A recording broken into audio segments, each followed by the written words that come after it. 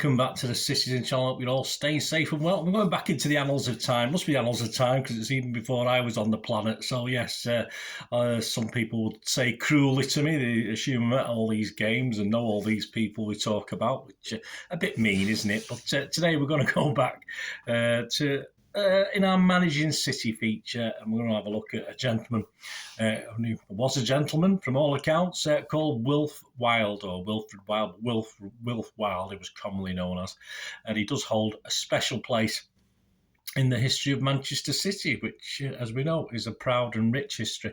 A loyal servant, he saw over both joy and despair, from an FA Cup loss to a victory, our first title, which was nice, our first title win, and then relegation. So a bit of a mix, but an interesting time. And of course, off and on the pitch, he was quite influential. So we're going to have a look at Wilf Wild today. Please, if you are new to the channel, push that subscribe button. Push the bell notifications. Great to have you on board. Everything City, past, present, and forever, of course, or as long as my little body holds up and we can carry on doing these. And I have your support, which is I'll be most grateful for. And if you are pushing buttons, or if you subscribed, etc., if you can push that little like button as well. I'm just trying to get about 20 likes if I can. Not a massive target. Obviously, some of the history stuff, Peter's a little bit. I try not to make it too dry. I try to make it a bit entertaining, but. Of course, if you can help me, just press that little button to get me up to at least 20 likes. It'd be most appreciated. And of course, these vlogs do get watched over time rather than get hammered as soon as they're released, of course. Right, let's talk about him. Let's talk about Wilfred. Old Wilfred Wild, born in 1893. Served as manager, or secretary manager, we could call it at the time, of Manchester City from about the 14th of March, I think we got that date right, 1932, to about the 1st of December 1946. And he stayed on even after that time at the club and as secretary alone. Obviously, he relinquished the manager's job, but he stayed as a secretary, and he was still there until his death in December 1950. I think I've seen December the 12th quoted, but and I believe his wife also worked at the club at least till the early 60s as well. Wild first joined City in 1920 as an assistant to Ernest Magnall, the primarily assisting in admin stuff, all the admin stuff that had to be done, which is a lot of that. It was, very interesting ground developments, the crowds, financial stuff. Magnall, of course, held the position of secretary manager, meaning he was responsible for both on and off-field matters. Magnall left the club in 1924, and this role was then split into two areas. Yes, David Ashworth came in very briefly, appointed as manager with the responsibility of selecting the team and coaching, and Wilf Wild was appointed just as secretary, taking responsibility for all the admin side. And then when Peter Hodge took over Ashworth's role very quickly, he wasn't there too long, Ashworth, in 1926, Wild remained in that secretary position until 1932, when, of course, the manager's position became vacant due to Peter Hodge, who'd left Leicester to join City, returning to Leicester City, his previous role as a manager.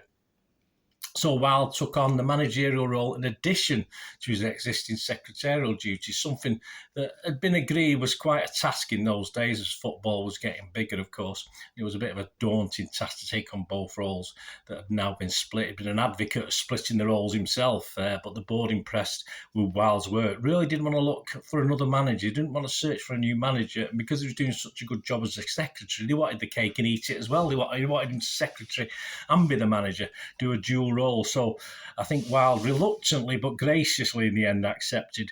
He did have strong reservations, of course. As I said, he was an advocate for splitting the role anyway.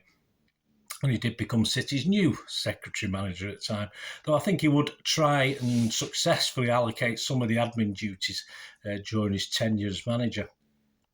Wild had learned a lot from Hodge. He'd watched him closely, and he felt no need to make any major changes really to how the team played. And in Wild's first full season, we finished a modest 16th in the league. It was a 22-team division then at the stage, so safe enough, and never really got sucked into a relegation battle. But we did reach, of course, a 1933 FA Cup final, which sadly we lost to Dixie Dean. Wild had sort of shown his managerial credentials by sort of angering the fans and players at the time by dropping Fred Tilson, although he was carrying apparently a nerve injury to his leg. He was supposedly past fit to play, but Wild wouldn't have any of that. He showed his managerial credentials by making this tough decision. All right, it backfired. We got beat, but probably for the welfare of the player, I think he probably made the right, wisest decision at the time. The following season, though, Wild again, of course, led City to the final. This time we emerged as 2-1 winners over Portsmouth.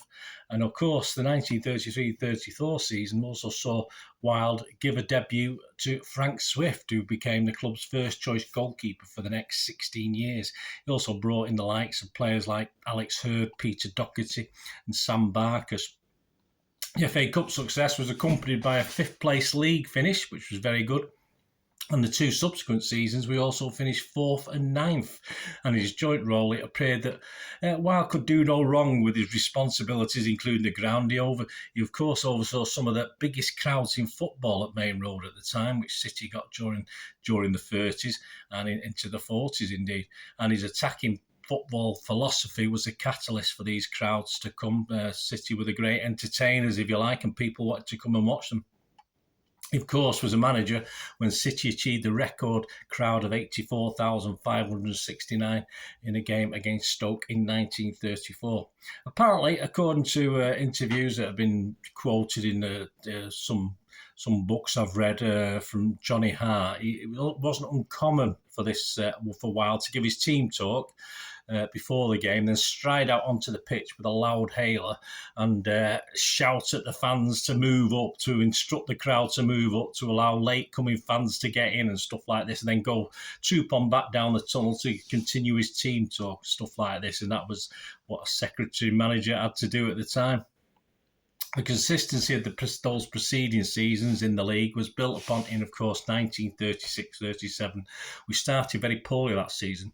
I think we'd only won 2 of our first 10 matches, but by Christmas, results had improved. And in the second half of the season, we embarked. And it was very difficult in those days to get these sort of winning runs. We've become used to these now as I'm recording this, in the days of Pep Guardiola, etc., long unbeaten runs. But yeah, it's very unusual. Went on a 22-match unbeaten run between Boxing Day and the end of the season. And as you'd expect with that sort of run, it was good enough, of course, to land us the title. On the 10th of April, we faced Arsenal. Arsenal and Charlton were our two main challengers that season. And on the 10th of April, with a handful of games left, we faced Arsenal, the dominant team of the 30s, of course, and won 2-0 to confirm our position as title contenders. A fortnight later, City claimed a 7th consecutive win, beating Sheffield Wednesday 4-1 and became champions of England for the first time. And we did actually draw our last game, but it was all over by then. 37-38, it was to be a bit of a disaster, as we all know. I'm sure you all know now. Despite still playing an attacking style of football, which resulted in us scoring more goals than any other club in the division. Unfortunately, we had one of the worst goals against records. I think there's only 2 teams worse, the bottom team and the team up near the middle of the table. There's only 2 teams worse than us. And sadly, the season ended in relegation, the only time the reigning English champions have been relegated. Typical City, as we say. There was a trophy, though, that season for WILF, Wild and City. In this depressing season, on the 4th of November 1937, around 20,000 fans, all right, not massive, but 20,000 for a charity game, of course, the well-known, or we know it now as a Community Shield, of course, but 20,000 in attendance as we beat Sunderland in the FA Charity Shield. So even though we did get relegated, at least we won the old Shield. We won a trophy, as some people claim it is to this day. Despite the setback of relegation, Wild remained as manager in the following season. We finished 5th in the second division. This was after a poor start, again, losing 6 of our first 9 games. And of course, football was then suspended. League football was suspended. There was certain games played during the war, of course, in front of limited crowds. But the actual Football League itself was suspended with the outbreak of the Second World War. Sadly, as we can see, the Midas touch that WILF Wild seemed to have on and off the pitch, well, certainly on the pitch, had gone. And unbeknown to anyone then, the relegation just before the outbreak of World War II would perhaps have longer-ranging repercussions to City in the years after the war. But he stayed at the club, guided the club through the war years with dedication, ensuring City ran well on and off the pitch, an incredible difficult time for everyone involved in football, and obviously a difficult time for everyone in the world, including the UK at that time. When competitive football resumed in 1946, the pressure of keeping things going, he wished he wanted to step down as manager, and the pressure was beginning to take its toll. But the foundations he built during the war years ensured a strong base, and on the 2nd of December, Sam Cowan, ex-player, was appointed manager, and Wilde returned to his former position as secretary. On this foundation, of course, City would win the second division title and return to the top division immediately after the war. His 14 years in charge made him the longest serving manager in the club's history, and he remained club secretary, as we said earlier, until his death in December 1950. His overall record, he took 352 competitive games. He won 158, drew 71 and lost 123. We scored 703 goals and let in 562. And he remains City's most successful manager until the arrival of Joe Mercer, of course, in 1965. Yeah, I think Wilf Wilde, an incredible and successful servant of City. If Arsenal were the giants of football in the 30s accepted, it was Wilde's City that came a very close second and was certainly the football powerhouse in the north. Hope you enjoyed this. Hope you enjoyed this episode. I won't ask you about your memories. Obviously, you might have granddads and great-granddads who might have certain memories of this time, but hope you enjoyed it. Anything you are aware of, just give us a shout. It'd be great to hear from you. And I hope you enjoy this look at a loyal servant. He was a real loyal servant to the club, Wilf Wilde. Thanks for watching, guys. Until we meet again, last one thing, don't I? Please stay safe, Blues. Come on, City. Bye for now.